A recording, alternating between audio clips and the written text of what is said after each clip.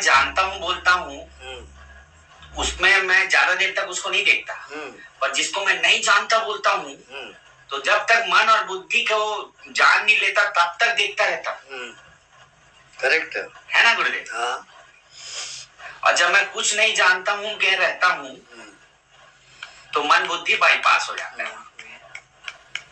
जानना सिर्फ बुद्धि और मन है, आत्मा जानने वाला है। ये जब तक आप तपस्या नहीं करोगे, अभी आप जान रहे हो बुद्धि से, तपस्या करोगे तो जैसे मक्खन को आप तपाओगे तो क्या होगा? घी। वैसे ही होगा, वो परिवर्तित हो जाएगा ना। वो पॉइंट है वहां। तो साक्षी भाव गैस है, हाँ, उसमें तपाना है। तपाओगे, ये अगर तपाना आ गया तो उसका रिजल्ट आएगा। देखो अपन लोहे को तपाते हैं तो जो आकार हमको देना है उसके बाद उसको ठोक पीट करके आकार देते हैं। वैसी है जिंदगी भी।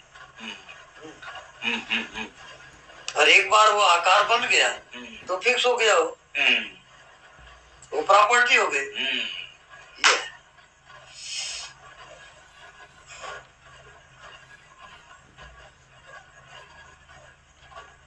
यानी समझते समझते एक और समझ होती है, ना समझ।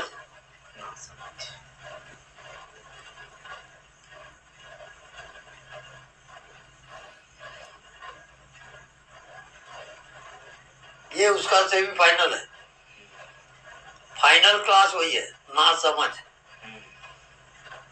क्योंकि सारी समझ मन बुद्धि की है। जब ना वो समझ को भी हटाओ, आप समझो ही मत, तो मन बुद्धि हट गया, तब आत्मा में जाओगे। अब ये बहुत बारीक है। समझ भी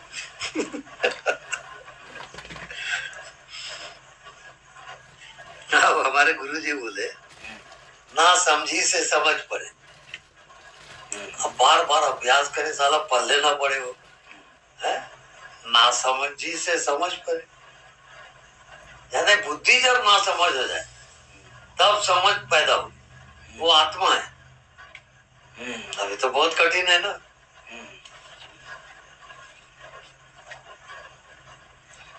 इसी में टाइम लगता है।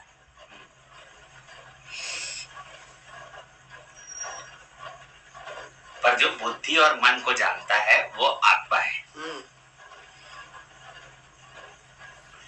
जो जानता है कि ये मन है, जो जानता है कि ये बुद्धि का है, आत्मा में रहना ही साक्षी भाव है। अब ये नक्शा है। अब जिंदगी में जो जियोगे वो प्रैक्टिकल होगा। एक दूसरे के व्यवहार कर रहे हो, देख रहे हो, कोई स्त्री है, कोई पुरुष है, कोई कुछ है, कोई कुछ है। अब तुम यात्रा किए जा रहे हो,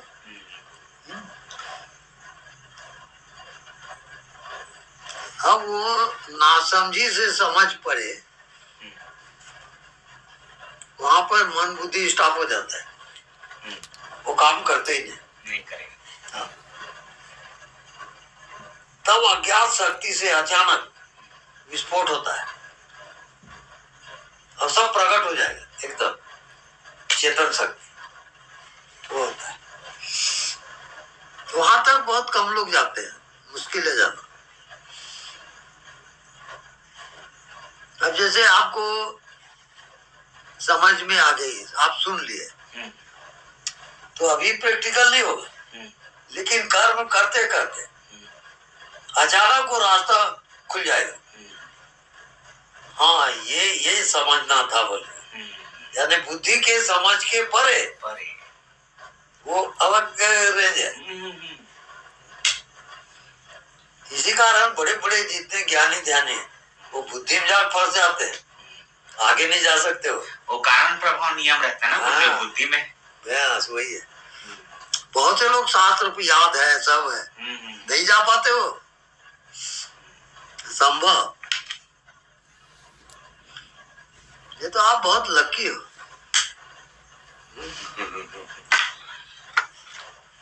आपका आशीर्वाद। बड़ा कौन छोटा वो नहीं, अपन को भैया अपना कल्याण करना है। अपने को कितना गहरा जाना है वो देखो, बाकी व्यक्ति के लेना देना में और छोड़ो। कौन अधिक जानता है, कौन ज्ञानी, और पचड़े मत पड़वा। तो गुरुदेव जो आपका घी है वही घी मेरे घी को बोल रहा है ना। हाँ। अभी जो आप बोल रहे हो, हाँ। आपका घी मेरा घी एक ही है, उसी की बात कर रहे हैं हम लोग। हर बार नया लगता है फिर बाद में भी लगता है कि नया तो नहीं था पर नया था। और यही आनंद है ना गुरुदेव। सारी चीजें पकड़ में आ जाती।